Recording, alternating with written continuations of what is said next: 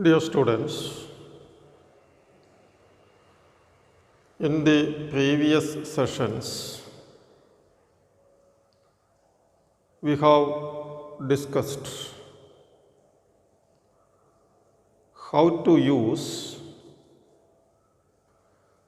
information about consumers' preferences and also information about the budget constraint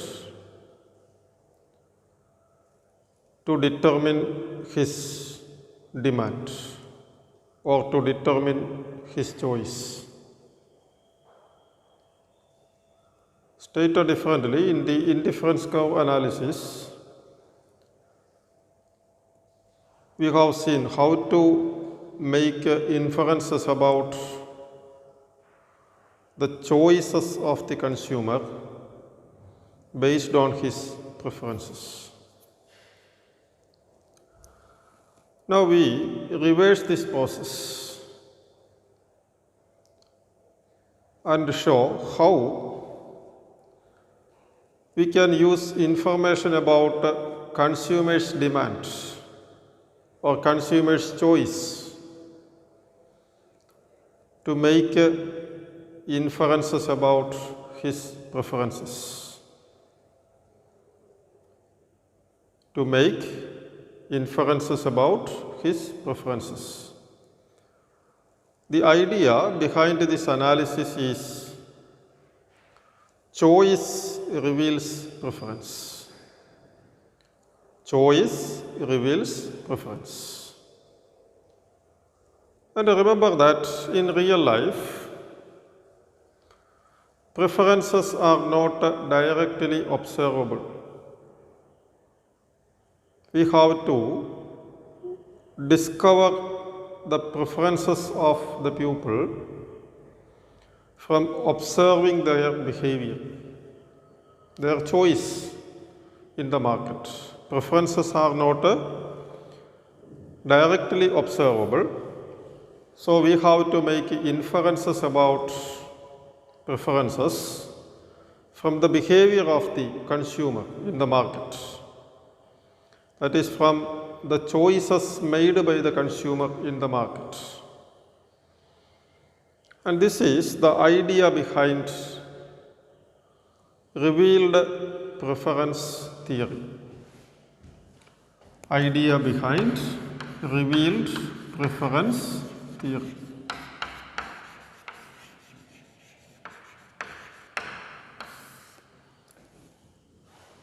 Now, to explain the idea behind revealed preference theory, we assume that the underlying preferences are strictly convex.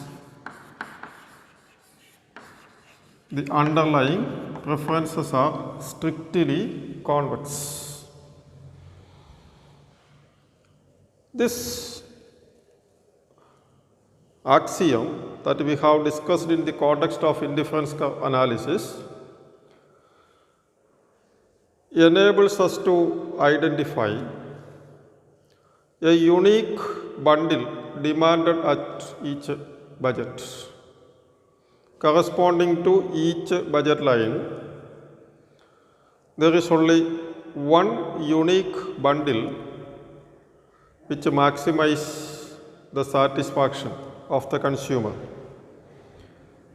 Satisfaction of the consumer. So the assumption that preferences are strictly convex is assumed in the revealed preference analysis also.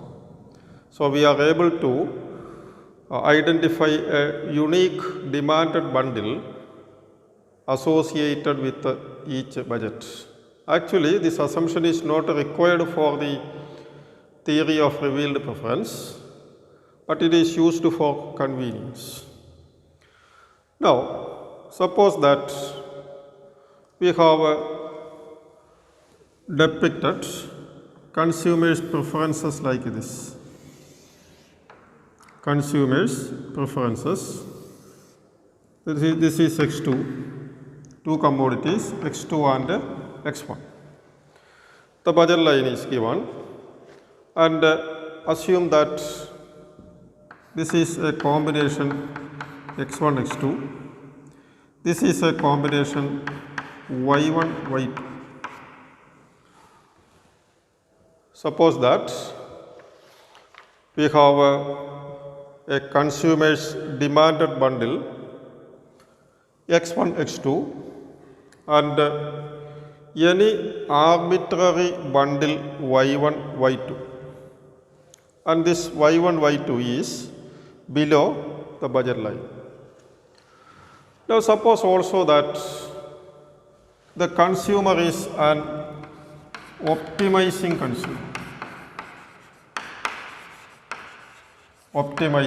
consumer. Suppose also that consumer is an optimizing consumer. Now given this budget line and also given the assumption that consumer is an optimizing consumer, the question is what we can say about consumers' preferences between the bundles x1 x2 and y1 y2. What we can say about these bundles, consumers' preferences among the bundles x1 x2 and y1 y2. Now it is clear from the graph that the bundle y1 y2 is an affordable bundle given the budget.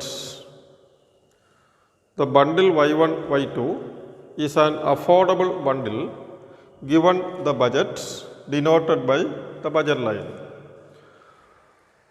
The consumers could have bought it if he wanted to. The consumer could have purchased this bundle if he wanted to. And if he purchases this bundle, then even after purchasing this bundle, there will be some money left over. Now, since x1 x2 is the optimal bundle, it will be better than anything he could afford. Since x1 x2 is the optimal bundle, it must be better than anything the consumer can afford. So the bundle x1 x2 is better than the bundle y1 y2. And the same argument is applicable to any bundle on or below the budget. That is, this argument is applicable to any bundle in the shaded area, that is on the budget line or below the budget line. We assume that preferences are strictly convex. So there is only one optimum bundle corresponding to any budget, and that is given by x1 x2. And we also assume that the consumer is an optimizing consumer. So since any bundle in the shaded area could have been bought but not chosen, then what is chosen must be better than any other bundle. So since any bundle in the shaded area is a possible bundle with the budget given by the budget line but not chosen, we will say that x1 x2, the bundle, the chosen bundle, is better than any bundle. So in the graph, all the bundles in the shaded area are revealed worse than x1 x2. So we will say that any bundle in the shaded area is revealed worse than x1 x2, or we will say that any or we will say that the bundle x1 x2 is revealed to be preferred to any bundle in the shaded area x1 x2. This is because the consumer could have chosen any combination, any bundle in the shaded area but rejected in favor of x1 x2. So the chosen bundle is revealed to be preferred to all the other bundles in the shaded area, or all the other bundles are revealed to be worse to the chosen bundle x1 x2. Now we translate this geometric discussion of revealed preference to algebra. Suppose that x1 x2 is the chosen bundle when the price is p1 p2. x1 x2 is the chosen bundle at prices p1 p2 and the consumer has income equal to m. And the consumer has income equal to m. Then the question is, what does it mean to say that the bundle y1 y2 is affordable? What does it mean to say that the bundle y1 y2 is affordable at prices p1 p2? At prices p1 p2. It simply means that if we say that prices as p1 p2 and x1 x2 is the chosen bundle, the meaning of affordable y1 y2 is an affordable bundle at p1 p2 means that p1 y1 plus p2 y2 is less than or equal to m. Affordable means expenditure on y1 plus expenditure on y2 less than or equal to the budget m. Now since x1 x2 is the chosen bundle for a given budget, it satisfies the budget constraint as an equality, that is p1 x1 plus p2 x2 is equal to m.